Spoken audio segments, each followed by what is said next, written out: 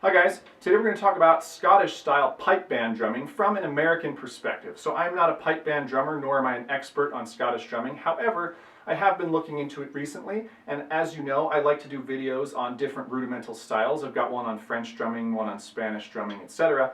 And so this one's not really going to be a list of rudiments because the rudiments are actually pretty similar. It's more of the stylistic difference. So if you're an American style rudimental drummer, looking at the Scottish style going, is it different? Why is it different? How is it different? Why don't they just consider it to be the same thing? This should give you some idea of why that is. It's probably not a comprehensive pipe band tutor. Okay, so the first thing we'll talk about is the notation style. So in American drumming, you get all the notes typically on one line. You get R's and L's underneath if the sticking isn't obvious. And in Scotland, or in pipe band traditions anywhere in the world, the main deal is that they use what's called a monolinear Berger style notation, which has one line instead of a full staff. They put the right hands on the top of the line and they put the left hands on the bottom of the line. And the notation otherwise looks pretty similar, but this way the sticking is obvious without having to look at R's and L's. So you just look at the note heads and you automatically get the sticking. It's actually kind of brilliant. Basil drumming does this. French drumming used to do this, but sort of flipped. They put the right on the bottom and the left on the top. German drumming used to do this with the stem direction. American drumming used to do it a little bit, but the notation was so bad when we did it that it didn't really, I don't know, it didn't catch on. And so Americans are like the only people really who are not used to looking at this monolinear top and bottom for right and left type of notation. So the other thing with the notation is they use dot and cut or cut and dot rhythms a lot, and what that means is just like say dotted eighths with like a partially beamed 16th next to it. And of course it looks like it should be played 1E and 2E and but what they really mean, just like in jazz sometimes, is a shuffle. 1, 2, 3. So you look at it and you see a bunch of choppy rhythms and it's supposed to be more of a flowing shuffle. And of course you see it up and down, and that just means right and left hands. Other than that though, it's not that bad to read. And then of course there are some stylistic playing differences aside from the notation, which we can also get into. So playing wise, there's a couple of main differences. The first one is that they play most of their rolls, not all of them, but most of them closed. So they will play, say it's a 5-stroke roll. In American drumming, we play exactly 5 hits. In pipe band drumming, they typically buzz those, but they use the same skeletal rhythmic structure. So they would still do 3 big arm motions, but they would get buzzes instead of. And so you can see how it's related to a 5-stroke roll, but there are actually more hits than a 5-stroke roll. And this holds true for pretty much all the rolls. They in fact have more types of rolls than we do, and they buzz them unless they're written out as like 16ths or 30 seconds, in which case they will sometimes play an open American style double stroke roll, but it will be obvious on the page that you're supposed to do that. The other thing about rolls that's not obvious sometimes is if they start with an accent, they end up being what's called a tap style roll. So like if you had a 5-stroke roll but it had an accent on the beginning, it would really be a tap 4-stroke roll. So you wouldn't buzz that first note. That would be the tap. So it ends up basically dropping it down to the next lower even numbered roll with one accent at the beginning and one at the end, rather than being a sort of an accented buzz at the beginning. That's sort of a weird nuance. Coming from an American perspective, it sounds weird.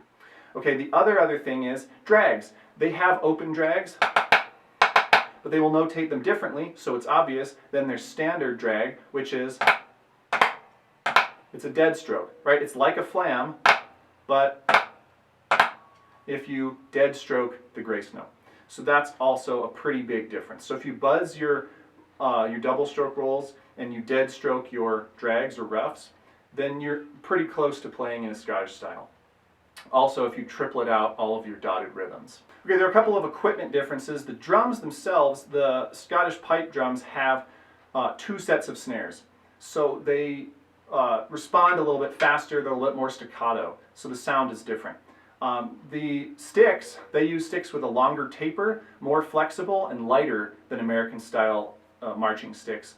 So you're going to get a lighter sound and you're going to get a little bit more response out of them. And it's easier to do the dead strokes that we just talked about. Modern American sticks are heavier, they're more front weighted, and you get a beefier sound, but it would be hard to do a dead stroke on an American drum with an American stick, actually. So that's kind of the difference. I, of course, don't have marching drums or the appropriate type of sticks here, but I'm going to use two different sticks when I demonstrate so that you're going to see the difference. The other thing is the grip. An American style grip will be fairly firm. It'll be like an American grip on the right hand or a German grip, somewhere in that range. And then it will be a grip on the left hand, traditional side, that is pretty tight, has a lot of index finger for down pressure, and the thumb, you kind of mostly use the sort of the pocket back in the deepest part of your thumb to play. And of course, you play really open. The Scotch style grip, you're going to use a lot more of your thumb on top of the stick and a lot less index finger. So it's going to give you a totally different feel there. And then you use a much looser grip where you just mostly hold with the tips of your fingers on the right hand. And it's going to give you a lot more rebound, and it's freer, but you're not going to be able to really hammer the drum at the same types of volumes. Okay, so it's a totally different grip, totally different drum, totally different sticks. It contributes to the sound. Okay, so of course I've got to play something, right? So what I'm going to do is I have taken the first 8 bars, that's a normal amount, 8 bars of Wilcoxon number 38. I'm going to play it in an American style and in a Scotch style. And it's going to be basically the same thing because it's in 6/8, so I'm already getting that sort of dot cut Scotch feel from it, which of course we play in 6/8 in America too.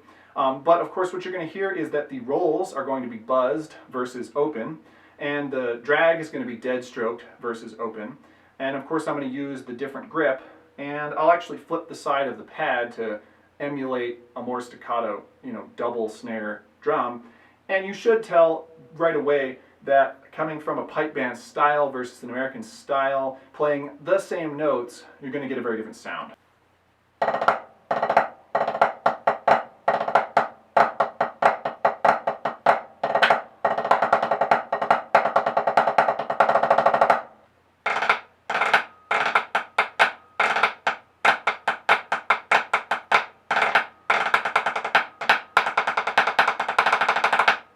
Okay, so hopefully that was pretty clear. It was the same 8 bars of Wilcoxon 38, but vastly differing sound and feel between the two, even though I play the same rhythms in the same places.